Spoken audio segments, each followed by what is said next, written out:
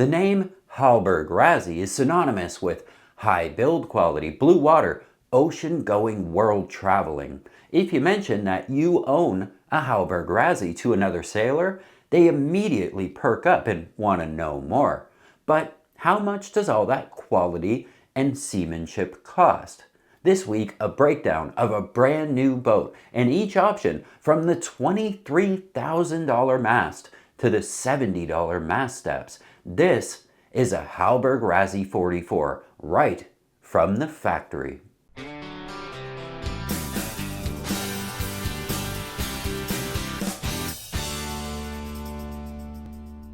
I've sailed some miles on the very old Rasmus 35, and I can tell you, from the trademark windshield to the craftsmanship of every little detail, Hallberg Rassy is a refined, time-honored boat builder that should be respected. But when they launched the 44 almost 10 years ago, things were changing. The new boat would have an integrated bowsprit, underneath a bow thruster, and out back a matching stern thruster. The hull would be different too, with this new boat carrying its beam all the way aft, like a Beneteau. And speaking of aft, while the 44 is a center cockpit with one helm, she has two rudders.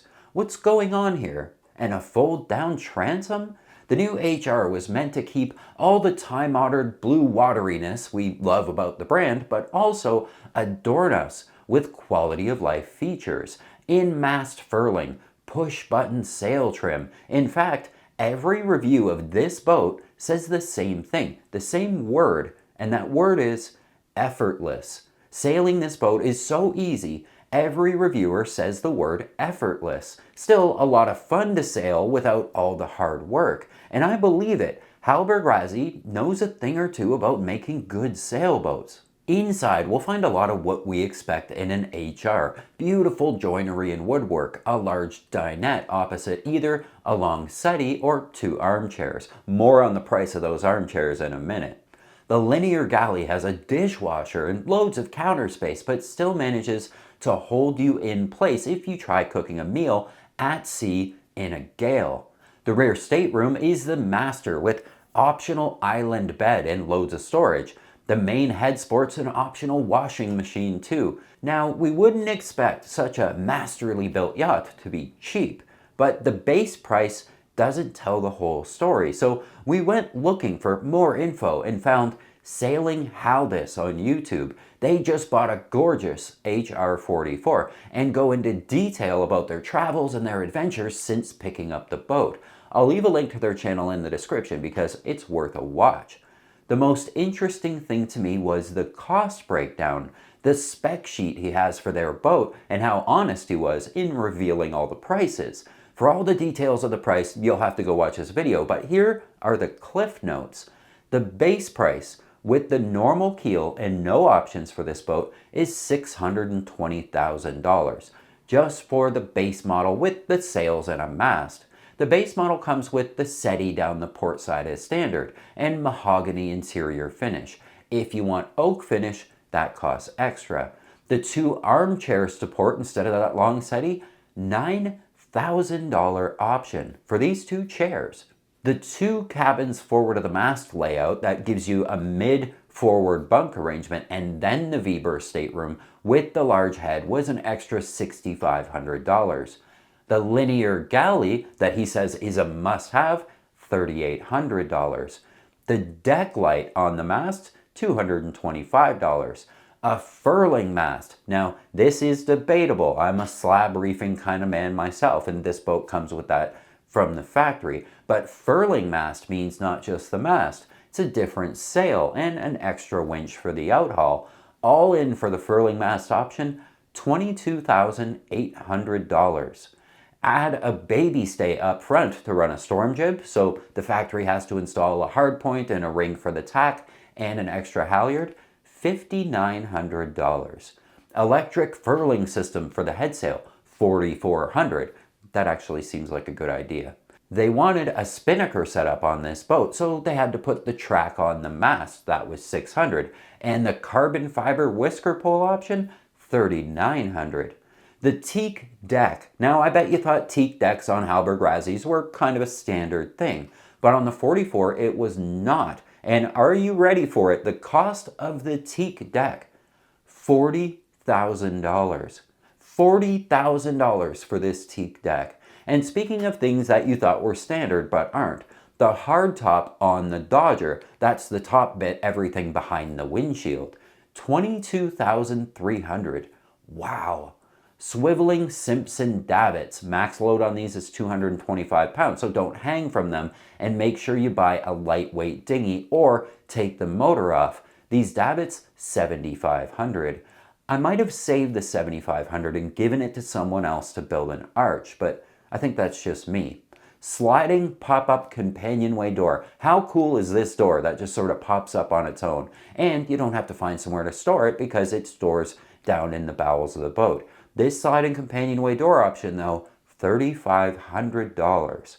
Leaving an opening for a microwave. This is actually on the options list. You have to tell them to leave this opening and install the power outlet behind it. And to have them do that will cost you $750. You then have to supply your own microwave and then figure out a way to secure that microwave in this hole so it can't fly across the cabin. This seems a little ridiculous. They could have dropped in a microwave for $750. This wooden pole thing with the fittings on each end to hang your wet clothes in the shower, $300. Though he does say that this was a very good thing to have because they use it a lot. The wooden push pit seats. This is the favorite seat in the house for just about everybody. You definitely need these seats. $4,000. Now, presumably it's not just for this slab of teak that you're sitting on. There must be some metal work that goes involved to strengthen it up so it doesn't collapse. And as long as we're on bolting pieces of wood to the push pit, this outboard mount, $850. Stainless steel non-slip strakes on the coaming. These sort of metal rails to protect the teak work and give you some footing when the boat's wet. $1,700 option. Jack line pad eyes, gotta have those. $300. A 6-person life raft. Now, if you're going offshore, you probably want a life raft, and the factory will fit one for you right underneath the floor. This is a $4,200 option and could save your life, so probably worth it. He opted for an upgraded autopilot, $7,900. And of course, radar, you gotta have radar, $3,000. The Ray Marine plotter. This boat's not gonna come with a plotter and you're probably gonna have some choices. He went with this one, a $5,600 option. The Fusion stereo system was $2,500, but you get interior and exterior speakers, and for me, definitely an option I'd want. Have to have my music, and $2,500 is probably what it would cost me to install it myself. VHF Radio. The base model of this boat does not come with a VHF somehow, and this is a $2,500 package, but it includes them running the antenna and the remote RAM mic, and a good brand VHF. Big ticket items coming at you now, and this applies to this boat specifically, maybe not your boat. An 8 kilowatt Panda genset. Most cruisers today run a generator, and many would consider this mandatory. The diesel Jenny was a $27,000 option that they had fitted. Now, for me, I'd love having a generator, but maybe not for 30 grand. I might be more inclined to spend half that on solar panels and batteries, but to each their own. A lot of people like having a generator. You hit the switch, you have unlimited power. And speaking of batteries, this is crazy. They did opt right from the factory from Hallberg Rassy to get the lithium package for this boat. It includes higher end chargers and different shore inlet and things like that. And all the batteries would be lithium. 110 volt system. He doesn't know the amp hours or kilowatt hours, but their lithium package, $42,000. 42 grand for a lithium package. Wow. Solar panels built into the hardtop and the controller to make them work, $3,700. And he does point out it's not very much solar, it's just enough to sort of trickle charge things. This couple actually enjoys washing clothes in a bucket, saying it's actually therapeutic to climb out onto the swim platform and wash the clothes yourself. And they take the time to enjoy that process, which I can definitely appreciate. There's some sort of zen to that, but it means they need a stern shower to supply water to the bucket. So the fold down platform stern shower that you want when you do laundry, for that shower fitted, $640. And speaking of showers, the deck wash down up at the front of the boat, it uses seawater and a little motor so that you can spray the anchor and wash the deck. That option is $1,000. And speaking of seawater, the Spectra Watermaker that they opted to have the factory install, $18,300. Air conditioning, an $18,000 option, though he says if you don't get the air conditioning, you might not need the generator, so you could probably save a lot of money.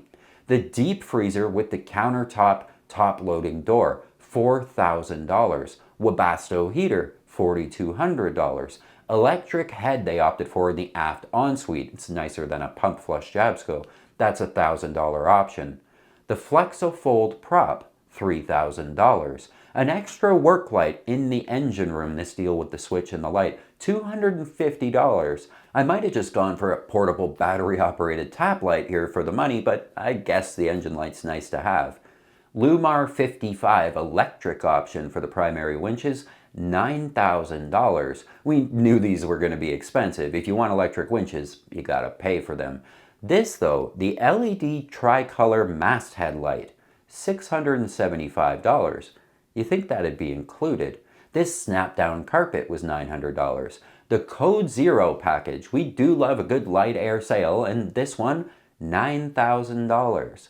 Now, if you want to see every option that Sailing Haldis did to run the price of this boat up, with explanations and the personal comments they have for all the things that they chose to get, they do a great job explaining everything, and they go into a lot of detail. It's definitely worth a watch, and again, the link's in the description. But the grand total, remember, this HR44 was base priced at $620,000.